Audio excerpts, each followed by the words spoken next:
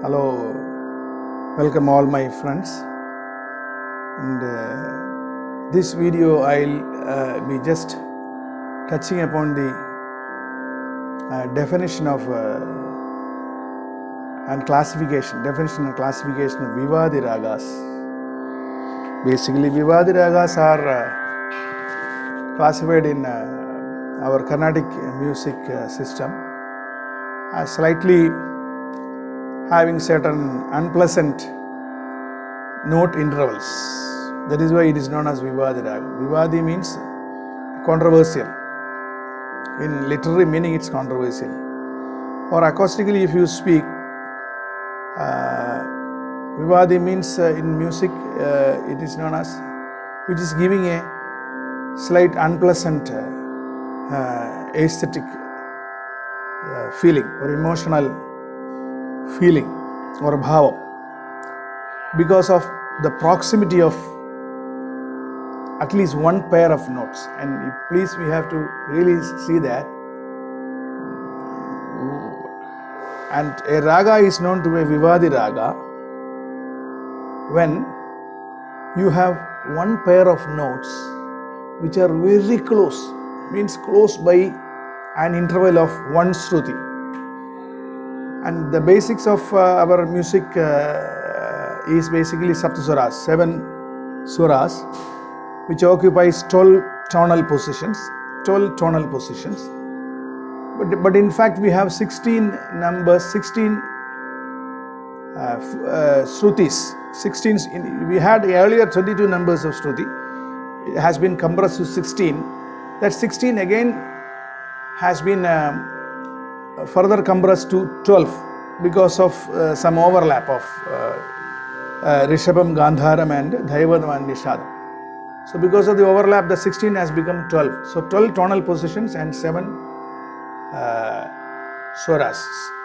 7 notes and 12 tonal positions. So out of the 12 tonal positions, if at least any one pair of the tonal positions are close by one shruti or close 12 tonal positions are there. Imagine in the increasing ascending frequency as well as descending frequency. If one pair, if a raga is using at least one pair which is close by one shruti or adjacent two notes are being used, then it is Vivadi. So the musician's freedom is actually curtailed there. When the two notes are very close, the musician cannot freely sing those two notes because, and if the musician, if he is taking the liberty of oscillating one pair I'm talking about, if I am oscillating any one of these pair, it will touch the other one. Because when you oscillate, the rule is that you should not touch the midpoint. And if you imagine the two bell curves defined by two tonal positions, I can oscillate, there is a freedom. I can oscillate so that I should not touch the adjacent midpoints, tonal midpoint positions. The bell curve, the other area, the bell shallow region I can touch. But I should not go and touch. I have no freedom of going and touching the center point. And the danger of these two adjacent notes, Vivadi Raga, is that as the two notes are very close, musician cannot oscillate one note. If he oscillates it, there is always a danger that you can go and touch the mid-tonal position of the adjacent note, Vivadi note. So you have to sing it as flat or plain notes. So there is no gamaga possibility. So the aestheticism will really come down. The consonance effect will really come down. It becomes a dissonance. And there is another classification of assonance, means it is in between. It is moderately pleasant. Totally unpleasant is Vivadi. Moderately pleasant is assonance or Anuvadi. And very pleasant is Samvadi. Samvadi example is if you sing sa, ma, Sama, ma, sama, sama, sapa, sapa, sama, sapa. So this interval is a large interval, fairly large interval, and this is giving a consonance effect, a pleasant effect. So the aesthetic pleasing of nature of the raga is really depending upon the interval between the notes, and it can be fairly large, but it cannot be too large, like sa, da, sada, sapa, sama, sada, sani, sasa. This is not a, though it's a large interval, it's not a fairly appealing interval. Sapa, sama, sapa, sapa, mapa, sama, sapa. This is a fairly pleasant interval, which is coming in the category of pure consonants or samvaditvam. This vivaditvam is a defect by itself. It is known as a vivadi dosham by our pioneers, our musical legends.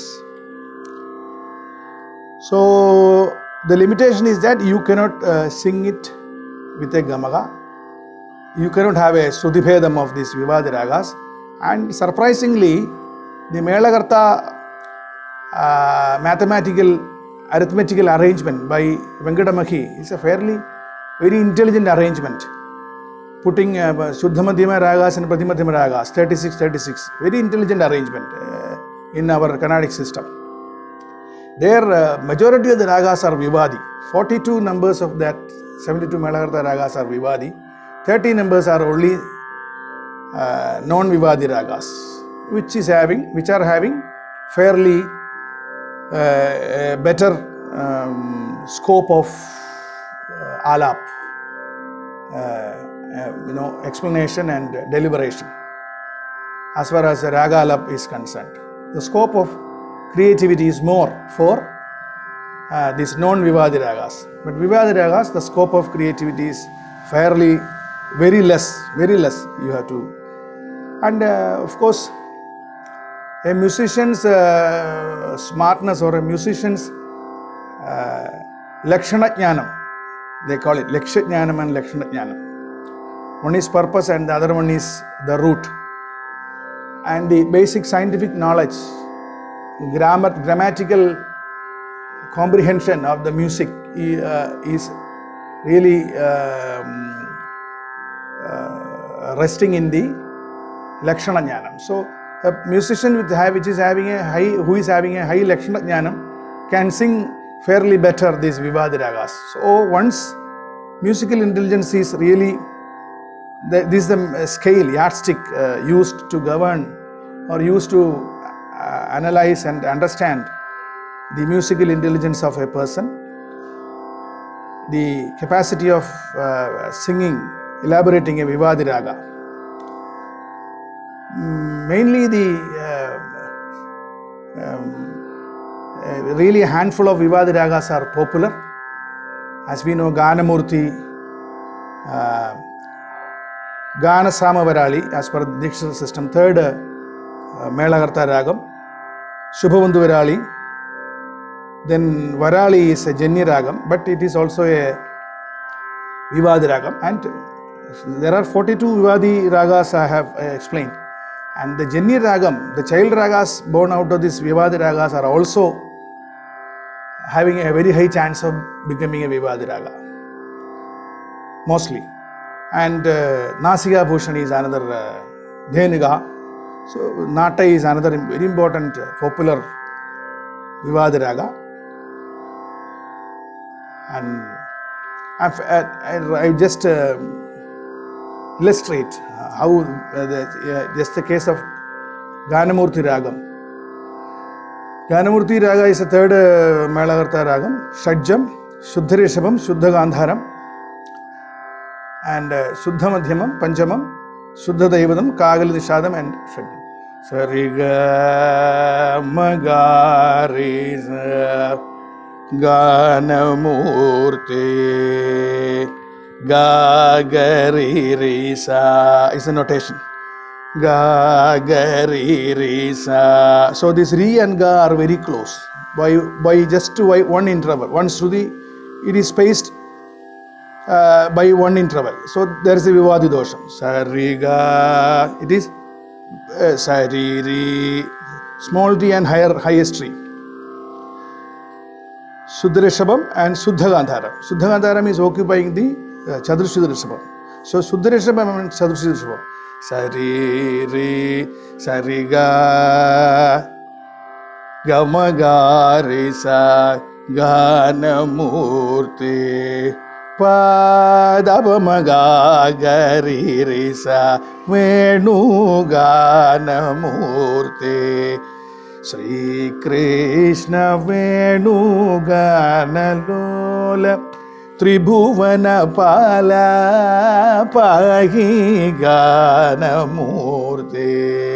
Sri Krishna Venu Ganalola Tribhuvana Pala Pahi Ganamurti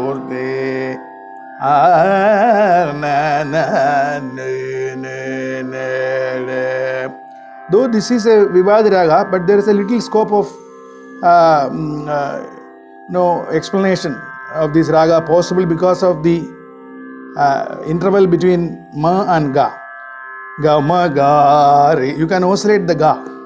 Ga ma pa ma ga re sa. Because the Ma Ga interval is fairly large. Then there is no Vivadi dosham in the upper part. Padani sa. So Shuddha Devedam and Kagal Shadam. There is a fair amount of gap. There is a Samadhitum there. So the Vivadi dosham is very, very less. So mostly the popular Vivadi ragas are ragas which are having Vivadi dosham less Vivadi dosham. So this is a very small video about Vivadi ragas. I was thinking for a quite long time to have a lecture demo on this Vivadi raga. And thank you. If you please put your response, and if you like it, whether it is plus or minus, for or against you, please put your views. And it's a journey. We will debate. And thank you. This is based on my knowledge and wisdom and analysis of our Carnatic system. Thank you very much.